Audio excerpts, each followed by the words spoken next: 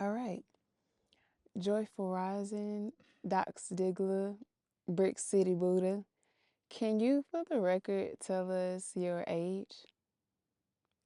42.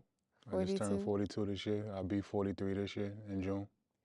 Many people refer to you as kind of like the fountain of youth based on how great you look for your age, how in shape you are for your age. Hmm. How does it make you feel when people acknowledge how your appearance really is attractive to them? And not just in like the sexual way, but how it makes them inevitably want to get healthy. Um, I I think mostly that's inadvertent. I don't mean to do that. Even my intention in like doing my little 400 push-ups a day, where you see me around the house doing my calisthenics, it's really just to honor my body, to move, and I don't feel 42. I don't dwell in time or age. I know that's the language people use. But I'm in the perpetual now. Like New Year's just passed, and we don't say Happy New Year's. We say Happy New Now or Rich Right Now. Um, so you get to the point in your journey where you realize how much of a farce time is. The past 42 years feels like a blur, and then one day could feel like forever at the same time.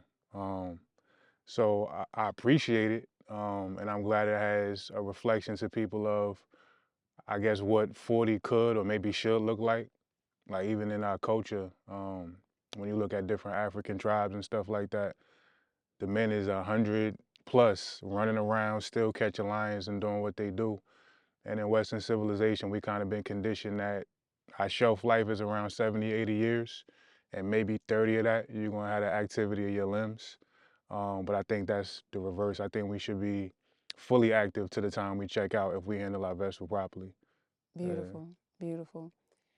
So many people refer to you as a hip hop artist, a meditation teacher, a couples counselor, healer, mutharajim, mm, the translator for source, mm, brother, father, husband, but they don't really know that you grew up and were training to be a young preacher. mm. Could you tell us more about that journey and how it led you to be where you are today? Yeah, so I grew up in the church, Newark, New Jersey, East Orange, New Jersey. And at that time, even the most gangster niggas had to go to church. So the whole community was pretty much there, whether we was like devout Christians or not. That was low key to meet up after the club on a Saturday night. And my parents was devout Christians. When my mother met my father, he wasn't. He was coming out of being a wild boy. And she kind of like tamed him in certain ways. And when my sister was on the way, they started going to church. My mother was brought up in the church too, but it didn't activate in her until my sister was on her way. And my mother started going to Peaceful Zion, East Orange, New Jersey. And I guess that's when her like connection, both of them, their connection to God, at least via Christianity, started to like activate. So by the time I got here, like they was full in. My father was a trustee, was a deacon.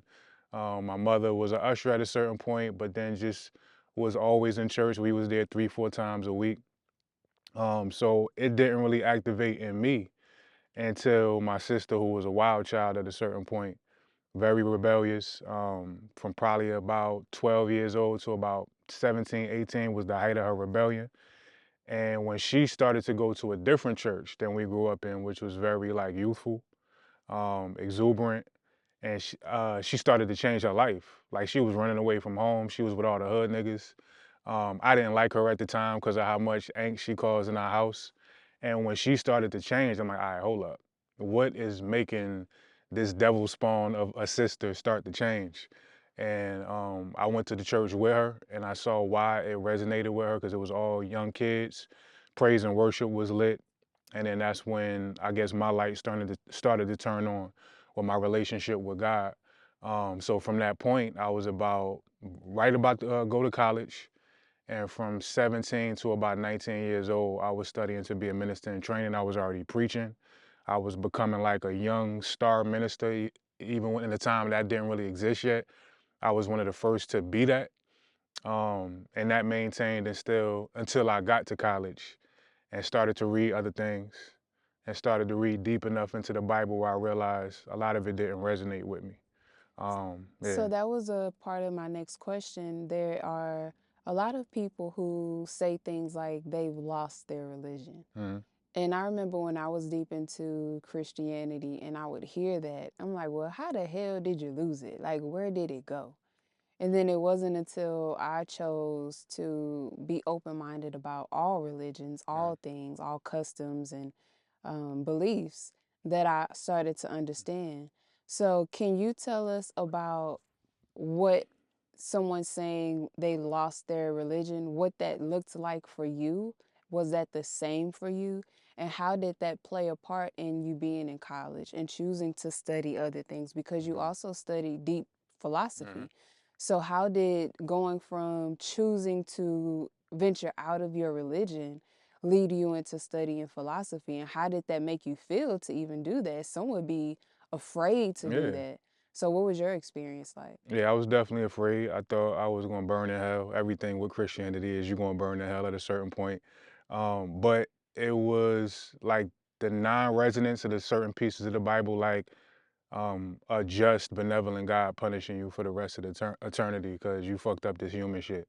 As hard as it is, I just couldn't fathom that. No matter how many times I asked that, or how many non-answers I got from different preachers, nobody ever really gave me an answer that resonated with me, that pushed that. Why would a benevolent God do that out of my system? So freshman year, I was like at the height of my Christian studies, again, already preaching, and those type of questions started to push me in a direction because I had access to a college campus. I went to William Patterson in New Jersey, and huge library. So I would do my work. I ain't talk to nobody, right? Because everybody was heathens as far as what I was told. The only interaction I would have was, I was an avid basketball player at the time. I wasn't even rapping yet, doing poetry. Um, so the only interaction I would have was going to the gym. They knew I could play ball. I would go in there and work out, but that was it. Girls trying to holler at me and all of that. I wasn't having sex or nothing like that. Yeah, I was still a virgin. And there was a teacher, Daniel Kolak. Y'all could look him up. He got a whole bunch of philosophy books. He actually worked on the Matrix as a consultant. Big wig dude in the world of philosophy. But we all got that one teacher that kind of comes in and like tears us apart in certain ways in a beautiful way. And I'll never forget the first class he came in. It's like a big amphitheater type of classroom. It's like 70 people in there. And we waiting for him to come in. He like 15 minutes late. And he finally storms in, all disheveled, tie like all loosened, jacket halfway off, papers hanging out of his briefcase. He don't say a word to nobody. He walks through, slams his joint on the desk, and he tells everybody to get in a U shape. So we do that. We good? Mm-hmm. He tells everybody to get in a U shape. So we do that, and he comes to the first person, and he whispers in their ear. He didn't introduce himself or nothing. He whispers in their ear, and they had to give that message to the next person, and we had to go all the way around the classroom. And of course, by the time it got to the 70th person, it was a completely different thing from what he said. And he used that to kind of highlight how truth is different at different times for different people at different stages. And it's not really concrete. It's based on where you are in your life. And at that time, my foundation of truth was being uprooted. So to have that moment, to have that teacher, I started to really dig into philosophy. And the more I did, um, people like Thomas Aquinas, Rene Descartes, Plato, the Apology. I was constantly reading. I would do my schoolwork and then be in the library all night, just reading, trying to figure out what it was I believed, while the rest of my peers was running around here chasing pussy. I remember being in. We had like a study hall at the end of each dorm hall, and I would be in there, and I'm in there reading philosophy books at 2 o'clock in the morning, and I'm seeing groups of boys or men or whatever running around with panties on their head, knocking on doors, throwing food all over the place, and I'm just in my square doing my thing. So I didn't feel like I fit in, but I didn't care about that because the most vital, important thing for me at that time was who was God.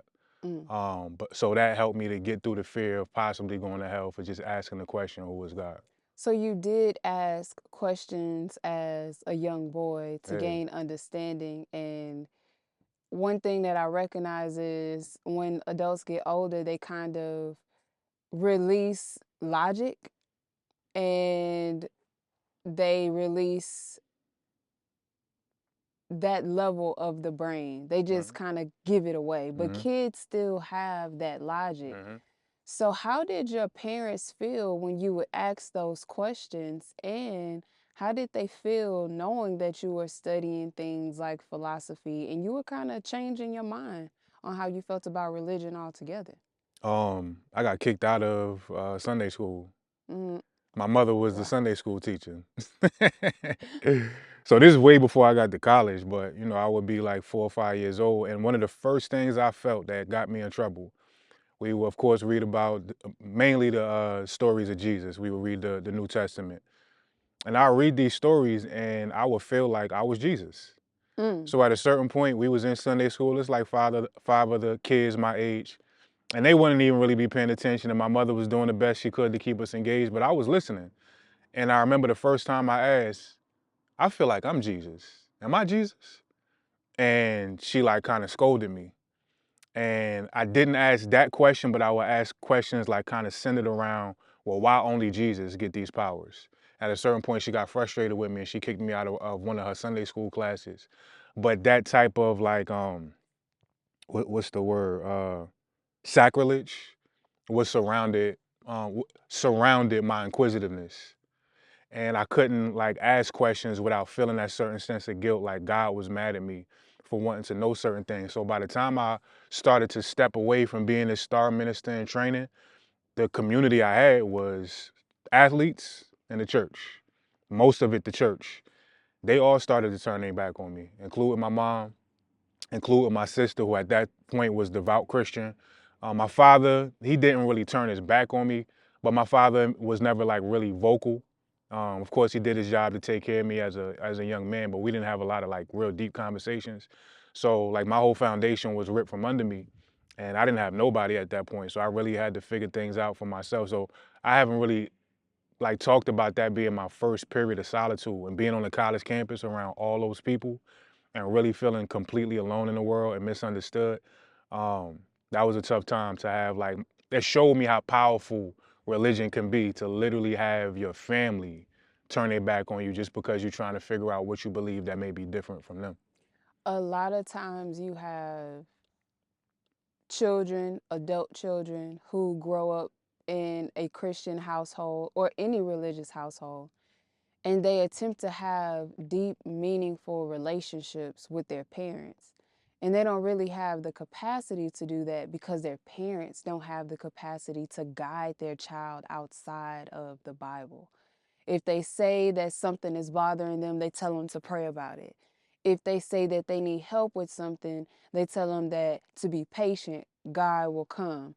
And there may be actual physical things that can be done right now in the moment, but because the parents are so reliant on religion, they kind of rob their child the opportunity to be loving, nurturing, present, emotionally present, and understanding.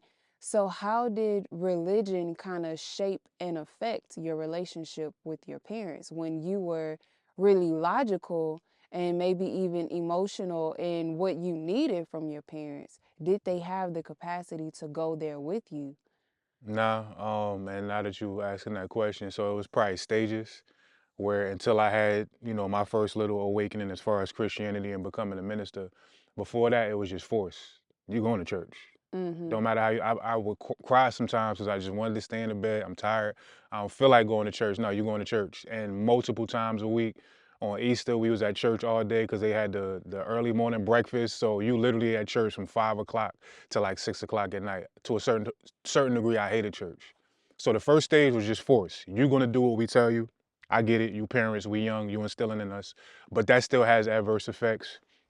The second stage, when I did start to have my awakening, it still wasn't the proper way to them. Even though it was still Christianity, it was radical. It was a bunch of kids. It was us not like doing secular music, but the type of vibe we had when we were praise and worship. They wasn't used to that. So even when I got in the wheelhouse of Christianity, it still wasn't good enough.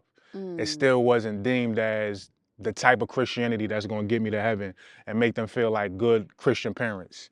And then when I started to turn away from it, matter of fact, even before that, like when I started to realize my talent with music, when I did start to turn away from Christianity, I kind of stumbled onto it. Um, at that time, I was doing poetry and I was lit on the poetry scene from like 14 years old. I was in a slam poetry circuit where we would go to different colleges. I'm 14 years old performing in front of huge college spaces and getting standing ovations and all that shit. So when I got to college, one of the first interactions I had with the regular students, they had an open mic night. And this is when I first started to grow my hair. So this is like the first time it was long enough for me to get some twists. And one of my only friends at the time, she was doing everybody hair. So she doing some twists. I got clips in half my head.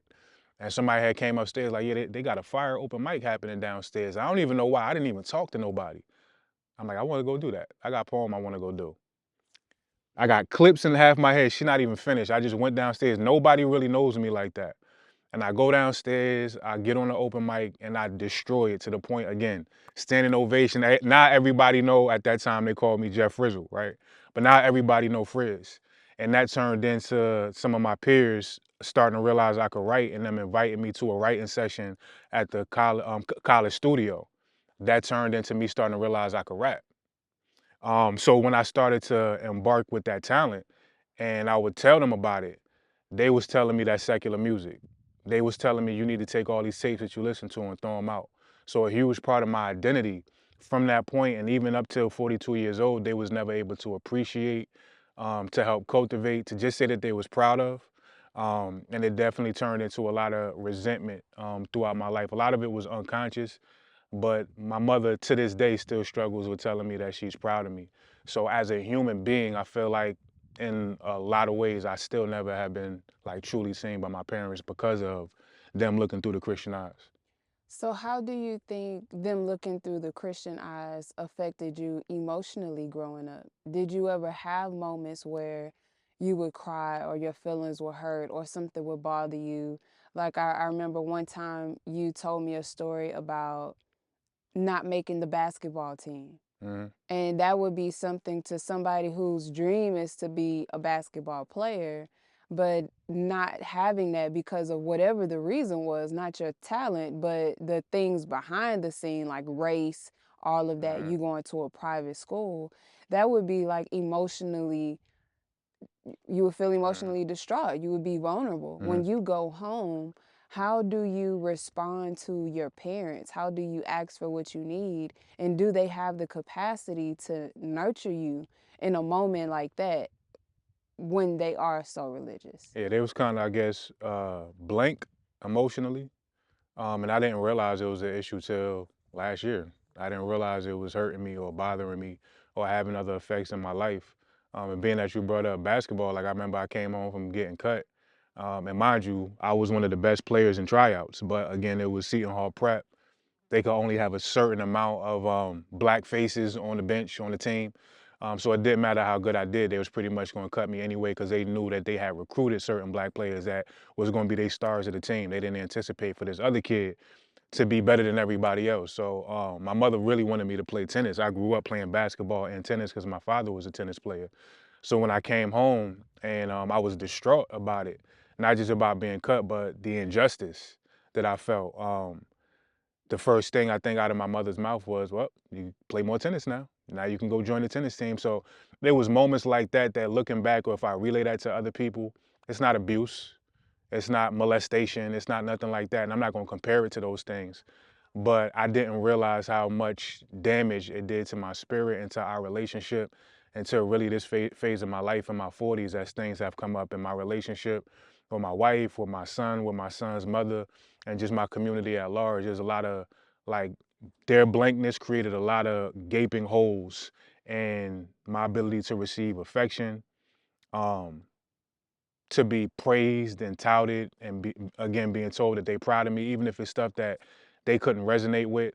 None of that was available to me at all. Like I had a extremely successful, even on the underground circuit, music career. None of that was like acknowledged at any point. Being on BET, being on Rap City, um, performing across the country, all type meeting all the Kanyes and all of that before my time. I would have these stories in my heart and knew I couldn't even say to them because one, they're not gonna get it, and two, beyond that, you need to leave that alone. Right? You know what I'm saying? You need to come back to church, that type of vibe. So it did a lot of damage to me that I didn't realize for a long time. And even in my relationships with women over time, I didn't realize how much of an affection deficit that I was in. I think I even told you at a certain point in my 13-year relationship, there was a certain point we was together for like a good 6 months. And I was driving at the time, driving like 13, 14-hour days. And there was one moment I was having a rough ass day and I just wanted to hear her voice for a couple moments. So I called her and she was with her homegirl trying to put together some like living room set. And she was focused on it. And she, she with her friend, they having their time. And I just couldn't understand. I asked her, like, can you just give me 5 minutes? I'm having a rough day. And she was like distracted. And eventually was like, I'm trying to do something, Docs. And it like really hurt me to the point we ended up arguing. It was like our first real argument.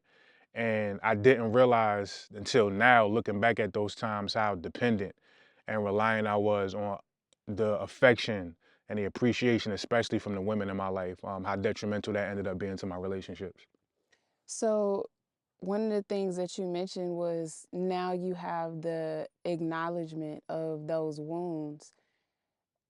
And in the moments when your parents wouldn't respond to you and say that they were proud or be as nurturing or supportive, it seemed normal because that's how it typically Yeah. was. So initially, I was going to ask you how that made you feel then, but it seems like you thought that that was normal behavior and Mm, normal interactions. mm. How does it make you feel now, in hindsight, looking back, to realize that you did not have the type of support that you wanted, needed, or desired from your parents? The first word that jumped in my heart was guilt. I know that probably sounds weird or seemed weird to me. That's the first thing that jumped in. But being that they were such great parents in so many other ways, like I ain't never have to want for nothing, never went without a meal, nice clothes. They didn't spoil us. They still, maintain a certain level of you got to earn what you get as a child. Um, Trips every year. What you call it? The not the Airbnbs. What's the old school joints that they just timeshares? Timeshare. Timeshares every year. We traveled the world: Cancun, Hawaii, Barbados, all this different stuff. So now that I realize how damaging it was to me, I almost feel guilty for feeling away. And it's confusing to feel guilt at the same time being able to just now be open to having conversations and letting my mother know. Really with my mom, like my relationship with my dad is different. He just was kind of, the shadow in the background, making sure when it was time he would say what needed to be said. But I was really looking for it from my mother. So like the times I would bring things up that wasn't the overarching conversation, just like little examples of it that I didn't even realize the full story of, I will always get the pushback of, but we did this, that, and the third. And the residue of the guilt I felt in those moments and now the guilt I feel now by seeing the whole picture, it makes it hard for me to, yeah, it still makes it hard to ask for what I need. Um, like we just had a conversation the other day, the first time we had to talk about this, because my wife initiated a conversation with my mother that I've never been able to do because she's heard the stories on the back end from me. And it opened up the doorway for me to have a conversation with my mom. And even though it was acknowledgement, it was the first time we was able to have, I didn't get affection from you. I didn't get these things. You took God's side, Christianity's side, my son's mother's side in a lot of ways. And you've looked at me as like a bad person. I had to ask my mother a little while ago, do you even like me? I know you love me, but do you even like me? And even in the midst of that conversation, at a certain point, I think I wanted, and I'm sorry, an apology. It didn't come. And the conversation even went kind of quick. It wasn't as full as I would have liked it to been. But that guilty piece of me was like, well, at least you're acknowledging it. At least we able to have a conversation. And the deeper part of me was like, but damn, I like, no sorry. You know what I'm saying? So yeah, it's confusing. It's confusing. I think a lot of people, a lot of adult children struggle with that have had good upbringings and good parents that may have lacked that emotional component, which in our generation, most of them did. They didn't Mm-hmm. have the language we have now, and this is why I could still feel a certain level of empathy and give grace and mercy. But as adult children, if we are able to have these conversations, yes, you have those things, but you still got to give the total picture, and to a certain degree, I feel like I'm still just giving percentages of it. It's progress, but I think it's still got to go to deeper levels. Mhm. Yeah. So one thing that always stands out is, two truths can exist at the same time. That your parents did a great job with what they had the capacity to do, and then that they still missed the mark on the things that you actually needed Mm-hmm. personally. And so, how does it feel to be the age of 42 and maybe within the past year just now recognize that there is a mother wound and there is nurturing that you wish you got that you didn't receive in the capacity and in the amount that you wish you received it? What does that feel like for you now with that mother wound, and where do you really go from there? How do you even heal that wound or work towards healing that wound? What does that look like?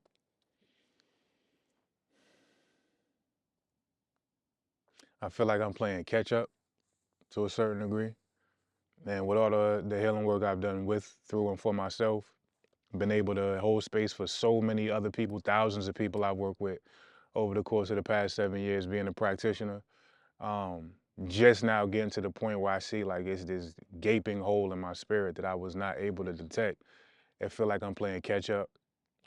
And it compels me to want to, like, I don't know if rush is the right word, but like in the conversation we was having, there was layers and versions of myself that was screaming, say more, right? Give it a whole thing. Like, this is your opportunity. You may not have it again. Tomorrow is not promised.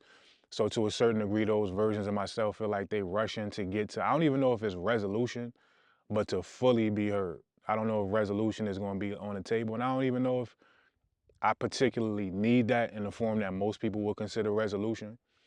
But to fully be heard, like I ended up in that conversation, within the conversation and then days prior when we talked about it a little bit more the next day, she told me she talked to my father about it and they just felt bad. So I went straight into um, propping them up. Nah, y'all was great parents. I'm not mad. You know what I'm saying? Like, so I really didn't get the time to, in this first opportunity, to allow it to be about me. I went straight to protecting and doing what I felt necessary for them to realize I'm not mad at y'all and y'all was still great parents. So there are times when I'm by myself since realizing this, where it's not just going to source type meditation, but sitting with the versions of myself that want me to hurry up and paint the full picture. Um, and that's weird because I'm comfortable in presence. I'm comfortable in taking my time. Adult version of Docs is comfortable, thrives in that space. But then realizing I just turn on the light and it's all these like rush hour when they found the Chinese slaves. I turn on the light and I realize it's all these, Docs versions of myself that have been enslaved. That's like, finally we here, come save us. And I don't really have the technology, the language, and the tools to just go straight to getting y'all out the cell, if you will. And I gotta learn that on the fly. While they like, my nigga, hurry up. We've been enslaved this whole time. So yeah, I feel pressure, I think. I Yeah. feel pressure and that guilt, yeah. Do you feel like the next time you have a conversation with your mom or your parents that you'll have the capacity to not parent them and just show up as the little Docs or the little Jeff that just wants to share your experience, but not also remind them of the good job that they did? Do you think you would have the capacity to just say with those versions of you that are still kind of like in the cell? Because they just want to express themselves. They don't really want to express themselves and have to, I guess, coddle another person. They want to be coddled. Do you think that you would have the capacity to just allow yourself to vent the way that they want to vent without the coddling of your Yeah, I parents? got the capacity. It's more so a matter of, I guess, the willingness. Mm, And even as you asking me that question, I know now I have to include um, that she never said I'm sorry. Yeah, so I got the capacity, and I now have the awareness, and you asking me that question that needs to happen. And I guess that's part of what comes with difficult truths and being somebody that used to suffer from savior syndrome and wanting to save everybody else and pushing myself to the back burner. Um, it's hard to us. It's hard for us to be. I'm not gonna call it selfish. I'll call it self-full. It's hard for us to be completely self-full. And if it ends up hurting her feelings or whoever we got to deliver a truth to, if it ends up hurting their feelings, well, you deal with that on the back burner. That's need to be two completely different compartmentalized sections of the truth. But you just got to first acknowledge what those that's in the cage has been saying or trying to get you to transcribe. Handle whatever is going to come from that on the back end. And I didn't do that in the first conversation, but I'm learning on the fly. But yeah, I need to do that. I need to tell her that. I think that's beautiful. I think what you've just shared is going to help a lot of people who want to have conversations with their parents and don't really know how to. They don't know how their parents will receive it. And they just kind of need to know that they aren't alone and that somebody feels the exact same way that they do. So I just wanted to applaud you for allowing yourself to be open and vulnerable and share that, because I know a lot of people are going to really need to hear what you just shared. And thank you. And it's also like, it would be easier if I was angry. Mm. I'm not angry. I don't think I ever like the all right, two moments where anger did like just explode, but I don't think I've been carrying it. I think it's been more of a like subsidiary emotions. But I remember I had moved out of my ex's, my 13-year relationship. I had moved out of her apartment and I was trying to our apartment together and I was trying to just get my own shit going. Um, so I probably was like maybe 25, 26 at the time, and I have a deal. I'm back and forth to New York, interviews, photo shoots, performances. Like it's lit. I'm becoming a star, but this is the time I was also in the street shit heavy.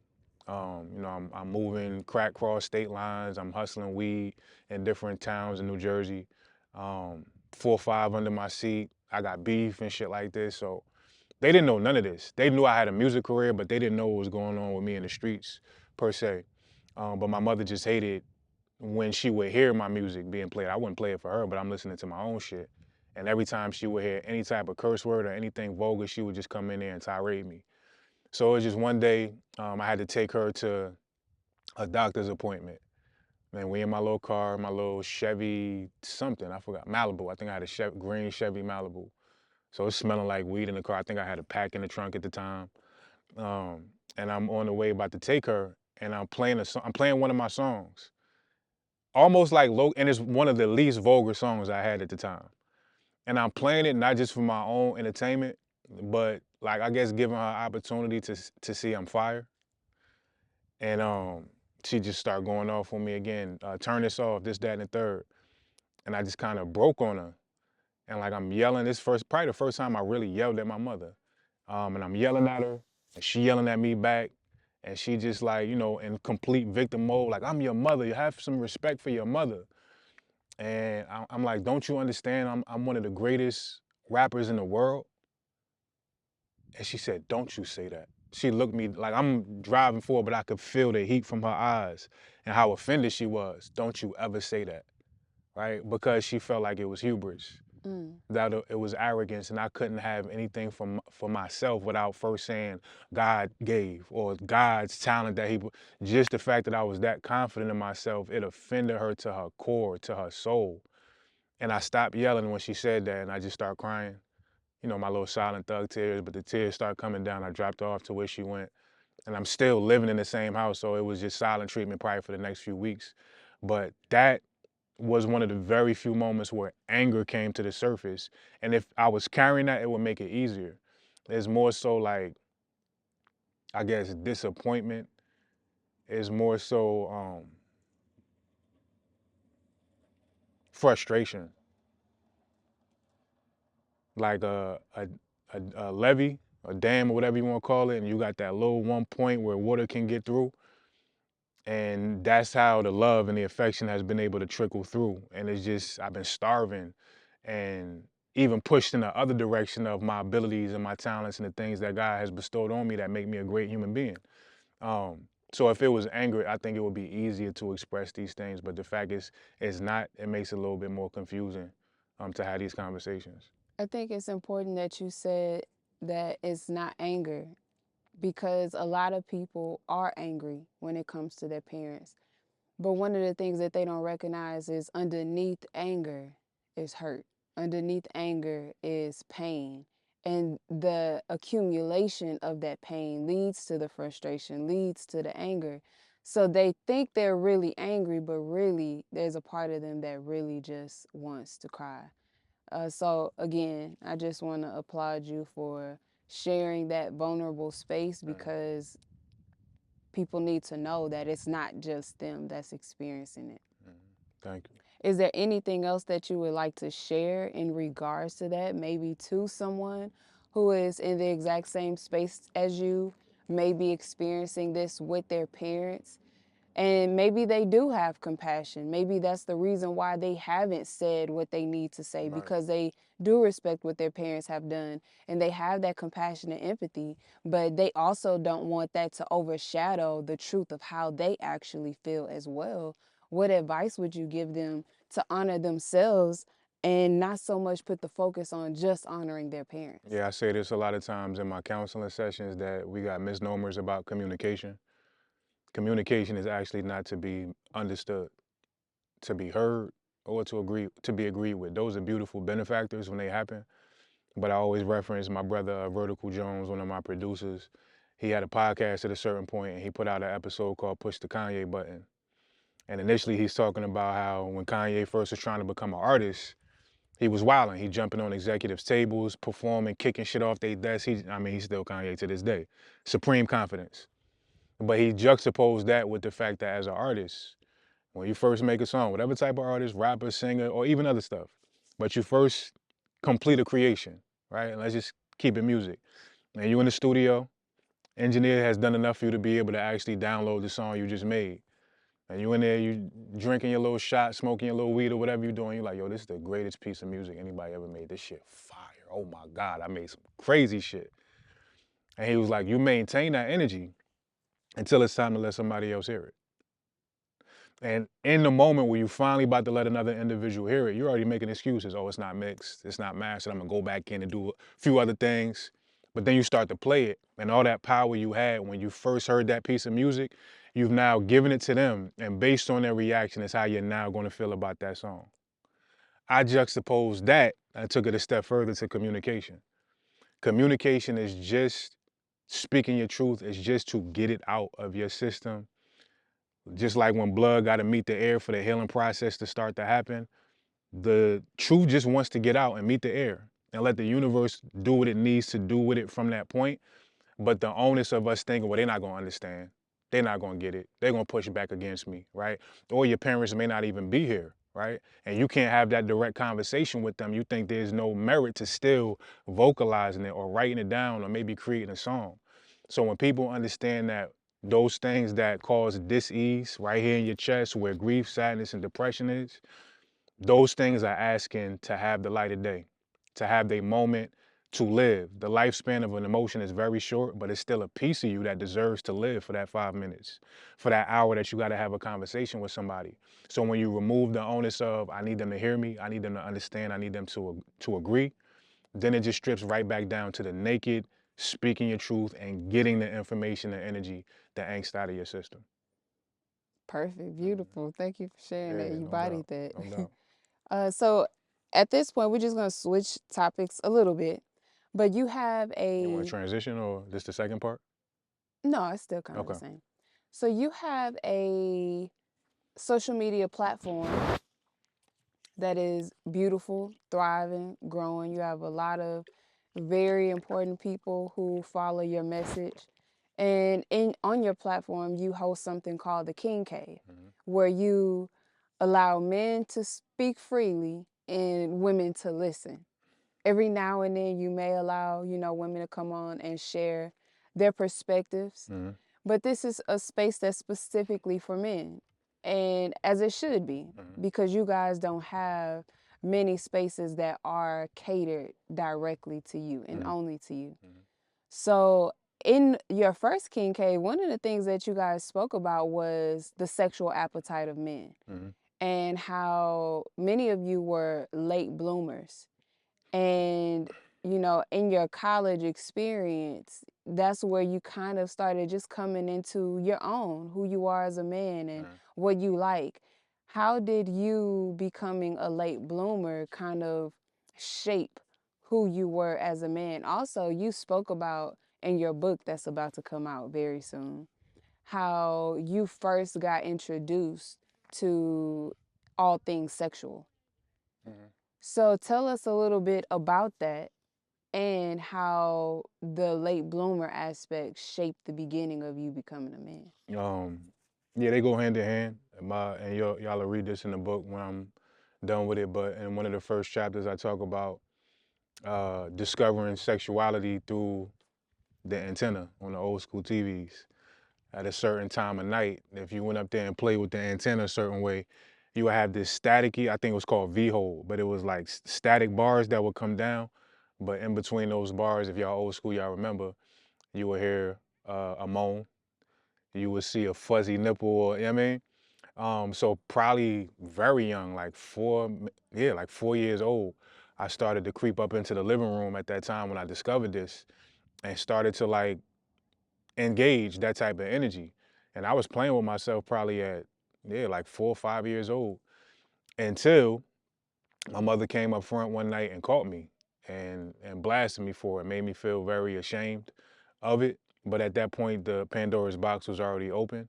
I didn't know what this energy was. I now knew that it was bad according to how I got reacted to by my mom. And even before that, I felt fear. That's why I would sneak up there in the middle of the night and constantly be doing this as I'm, doing my thing. But from that point, it created like a split in my personality where I didn't have the wherewithal to stop doing that, to stop seeking that pleasure. But I also now understood not only my mother, but she's telling me God is mad at me for this. So this is the first point where I had to create different doxes. At that point, I was Jeff. I had to create different versions of myself sexually. One of which was a place for me to be my unbridled self in pleasure, but also in hiding. And then the other, devout, God wants me to be better, right?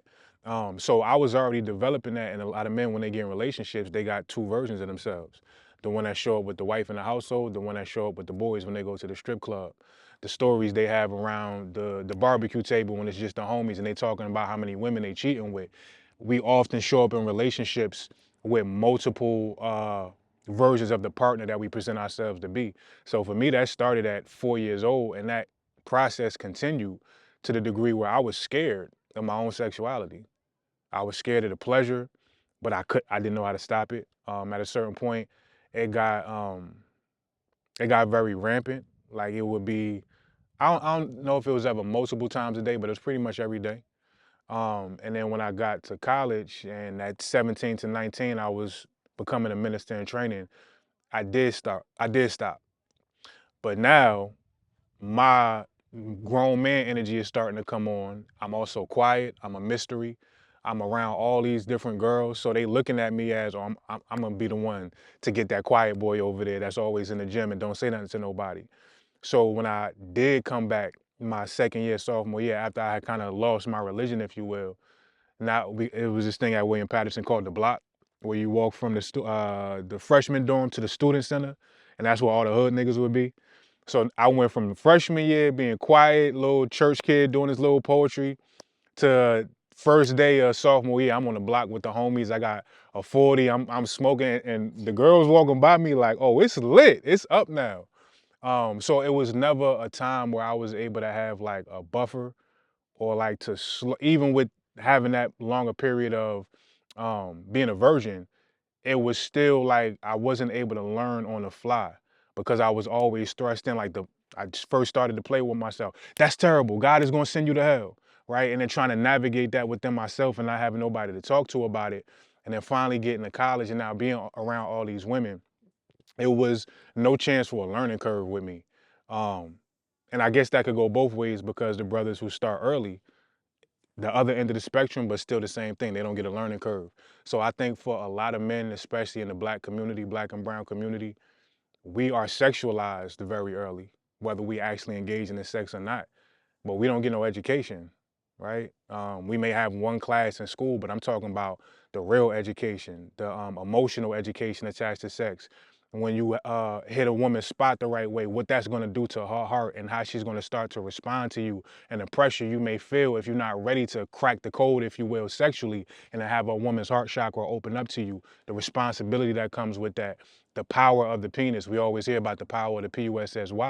We don't realize the power that's in this thing until we 30, 40 years old a lot of times, and now we got 3 or 4 kids. We got broken homes all over the place. It's affected our finances, our ability to have time to cultivate our relationship with ourselves. We don't know who we are by the time we got 4 or 5 kids, and we trying to raise under other individuals. We haven't had a chance to raise ourselves. So even though it may not look like sexual deviance, I got to that later in life. It still was a space where, being a late bloomer, I never got the chance to have a learning curve because these spaces didn't exist to have these conversations. And there was just so much shame wrapped up in my own natural sexuality. During the first episode of your King Cave, where we spoke about this, or all of the men spoke about this, all of the men shared that they were Late also bloomers, late 5 of bloomers. them, And that was so, not confusing, but like shocking. Yeah, shocking to all of the women that were in the comments right. watching. I think that we've been raised for women to think that this is something that y'all kind of naturally know or want to do or are excited about or confident in. How did it make you feel to hear all of these men of the same caliber as you also acknowledge that they were late bloomers as well, and how it affected them growing up? It took me till 42 to realize I wasn't alone in that. My whole life, I felt like I was a pariah, the only one that had to experience that everybody else had became a man way before I did. I remember in elementary school, half days is when it would go down, because your parents not really gonna be home for a few hours, and the homies is already planning. All right, I'm about to roll with Diada. I'm about to, you know what I mean? Like, they planning on who house they going to, and I just was afraid in so many different ways to have those experiences. So even though I became a man in a different way, the residue of getting to manhood after my peers been in my system till maybe the past few years. I've been able to shed that program. So to be in that moment and here, there's a lot of my niggas going through the same shit. We just didn't have spaces to open up, because if you told the homies you ain't had sex yet, they looking at you as less than. So we couldn't talk to our parents if we had them. You got to front if you're going to even try to engage in anything sexual with a girl at the time. So you couldn't tell her. So you was just kind of in your own box of having to hold that truth. And it even brought up, I don't know if I could call this sexual. I'm not gonna call it sexual abuse. I'm not gonna call it molestation. I'm gonna call it a moment of sexual ambiguity. Um, I never even said this to nobody. There was a moment where I saw my next door neighbor. My sister's older than me. She started to become a wild child like around 12, 13 years old or whatever. And our next door neighbors was from Florida. They would come up every summer and eventually moved up there. So my best friend, my earliest best friend, was a girl, Zizi. She's from Florida, and her older brother, kind of the same thing. She was younger, her brother was older, about the same time span. So that was like our family pretty much. And I remember a time where I guess my sister and him was becoming aware of sexuality more than we was. And it was a time where they made us like get in a sleeping bag together and act like we was doing it. So they put both of us in the sleeping bag, they zipped us up, they probably know what they was doing. Um, and we didn't do anything, but we was like trying to kiss or trying to do what we felt like we were supposed to do and like grope each other. It's dark, I can't even see what's going on. And like that shit felt mad uncomfortable. It I don't feel like it scarred me in any way, shape, or form. But the more you do this shadow work, the more things start to come to the forefront that you may have forgotten. We really don't forget anything. We just don't give ourselves enough space and time to conjure the memory. Um, but even that coming up in this moment, I haven't thought about that in 30 years. But Mm. in this moment, it feels relevant. Um, and it was just so many different moments where uncomfortability was surrounding my sexuality. So to just hear my brother say, yo, I kind of went through a lot of the same shit, it let me know beyond those 5 men, even on that King's Cave episode, there's a lot more of us out here who don't have a voice yet, who feel embarrassed to say what we was able to say in that conversation. So hopefully we could have more spaces for brothers to do that. Yeah, I would like to just, before we move on from this topic, to touch on how that affected your confidence as a young man growing up. And then also, you spoke about, um, I don't remember how you phrased it, but teaching young men what comes with these sexual behaviors, what comes with if you hit a woman's G spot and her emotional reaction.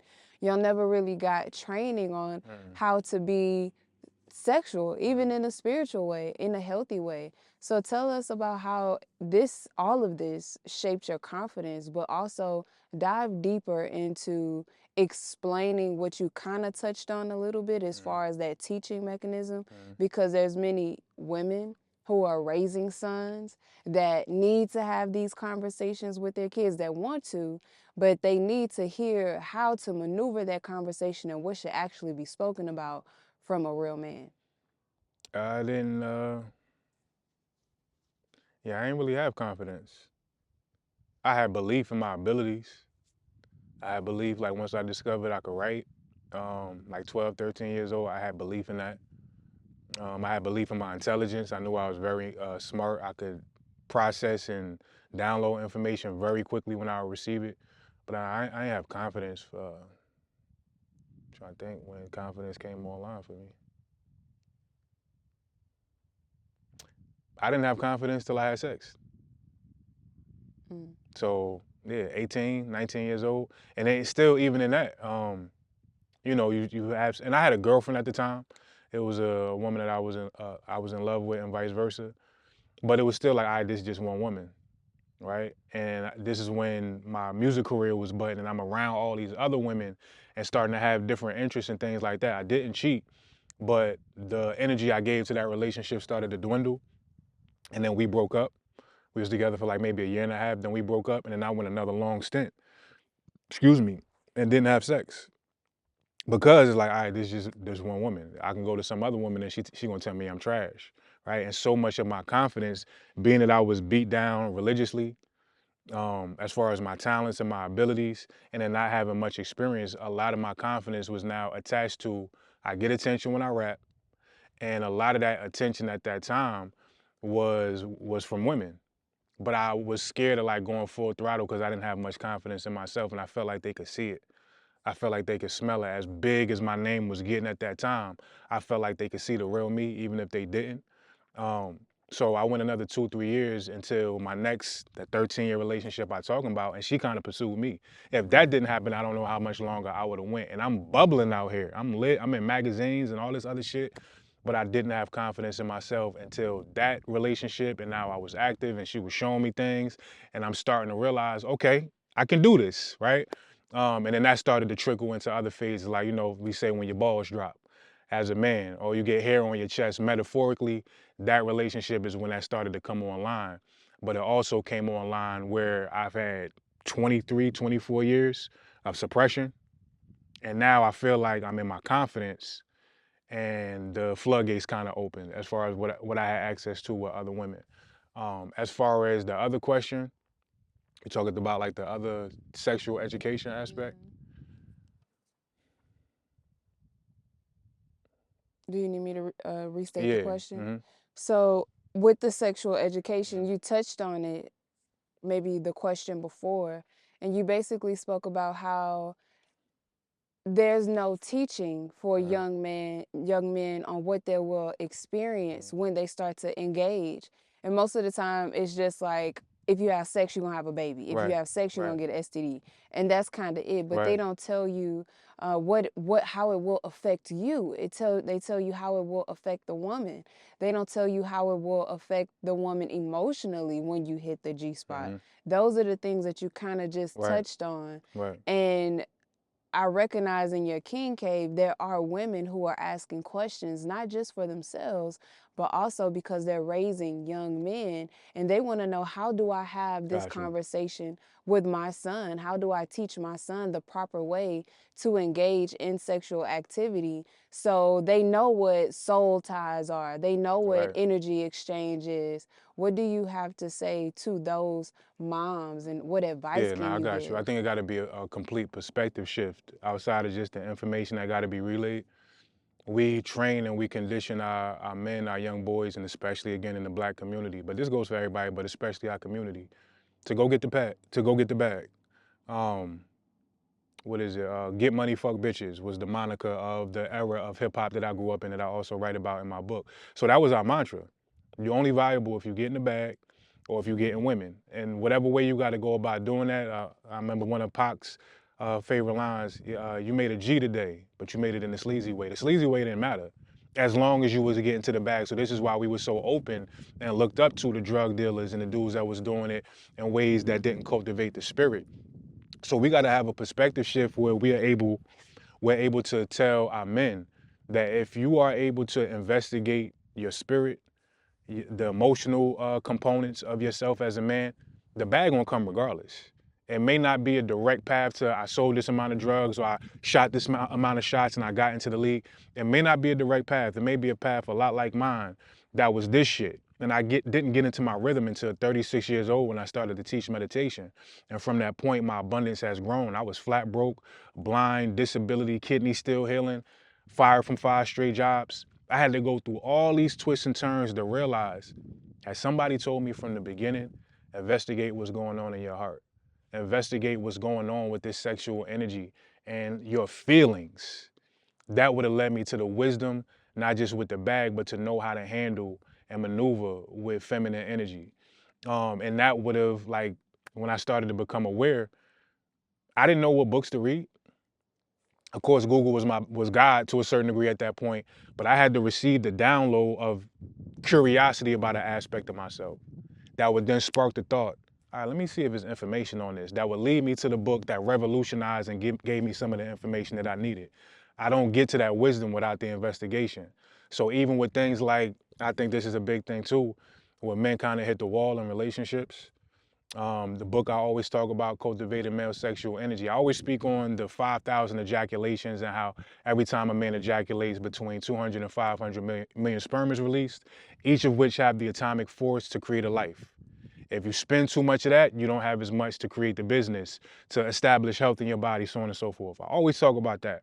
But I don't mention this as much, where he talks about in that book that when you spend so much of your sexual energy with a particular woman, and when we get in relationships, we think, all right, it's lit. I'm a loyal man. I got a wife. I got a girlfriend. We fucking 5 times a day. And I don't got to feel bad about that. When you're giving that energy to one woman, even, the system is so intelligent, it knows that you are overspending your life force.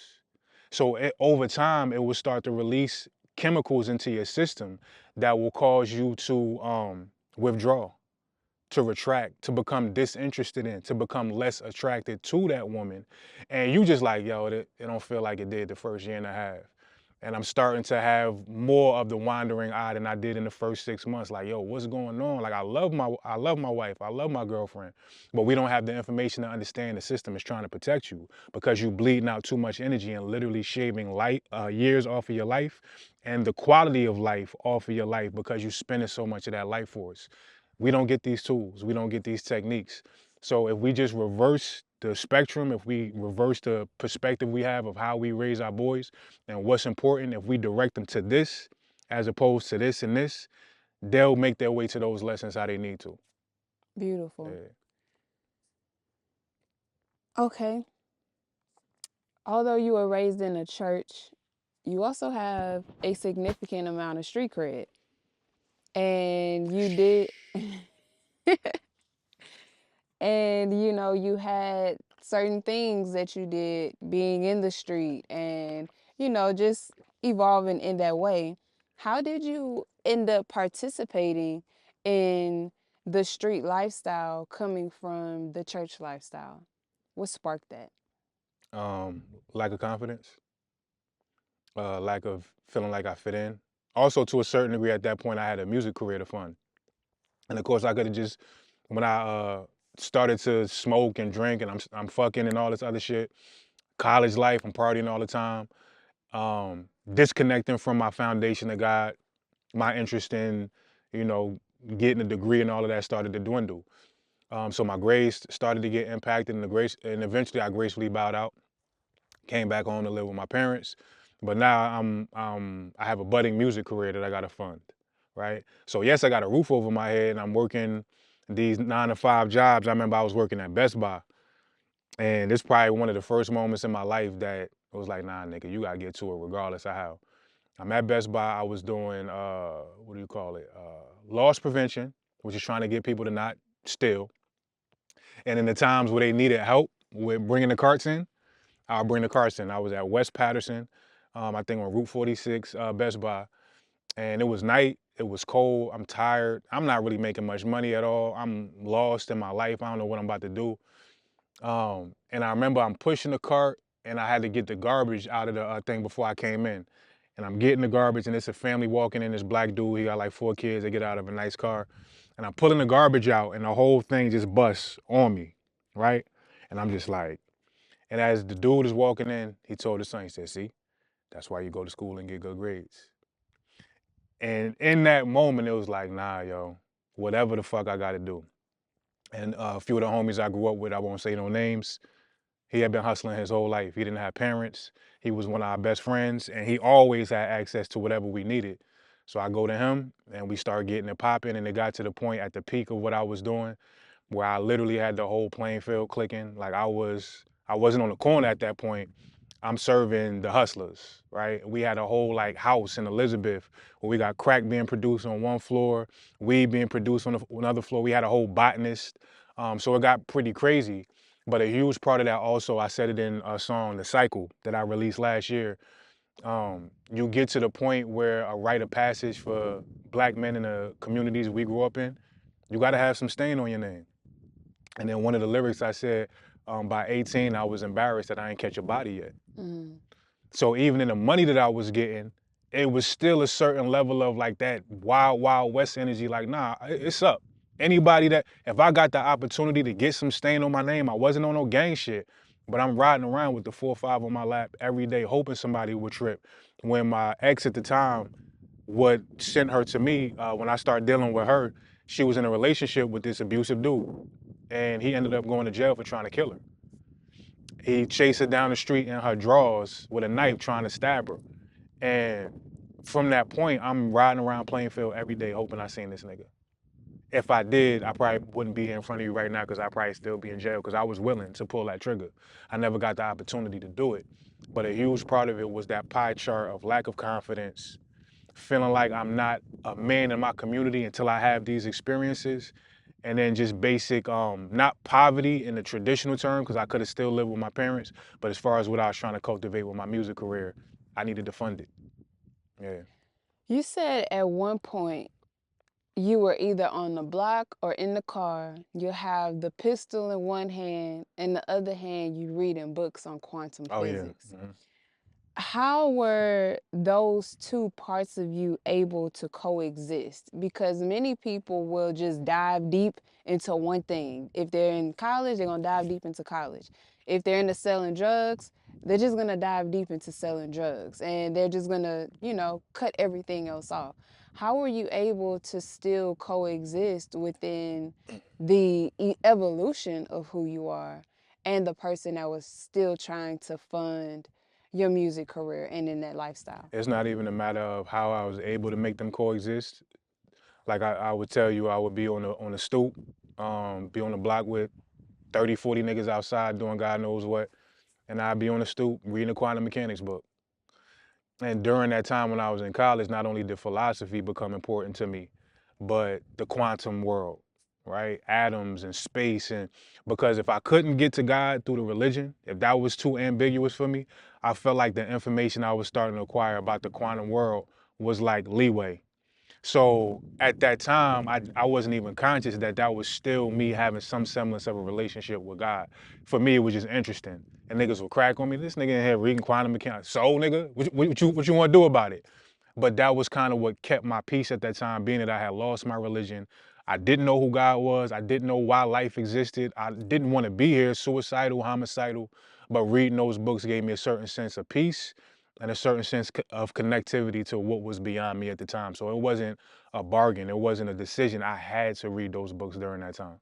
How do you think venturing into those levels of philosophy, because once you start going into philosophy, you have to go into science, you have to go into the anatomy, you have to go into so many different spaces of consciousness, like the shirt that you have on. So, how do you feel like going into those depths of philosophy helped you guide people like you do today? You go into them to get lost again, but in a different way. Like I was lost before it, but then you realize how big existence is, how big the universe is, how big God is, and consciousness itself. That you get on your Johnny Five shit. Short Circuit. It was a movie in the '80s about this robot that came online, and we in the age of AI. But it became aware, and all it wanted to do was receive input, download input. So you get in that space where you investigating everything. This is when I got conscious as far as starting my first nonprofit, wanting to fight the power, reading about space and all this other shit. And then it gets to the point where at a certain point, it no longer provides you peace. Then it gets to the point where you realize, well, I'm lost in all this information now. And that kind of eventually directs you towards reading a book of yourself and putting the books down. This is why at this point I'm no longer an avid reader. Every now and then I pick up a book. But I'm more investigative about what this book is saying moment to moment. But most people I feel like gotta have to go through that process, go through those wormholes of politics and fight the power and the black man and aliens and space and all this other shit to get to the point where you realize all the keys was already in here the whole time.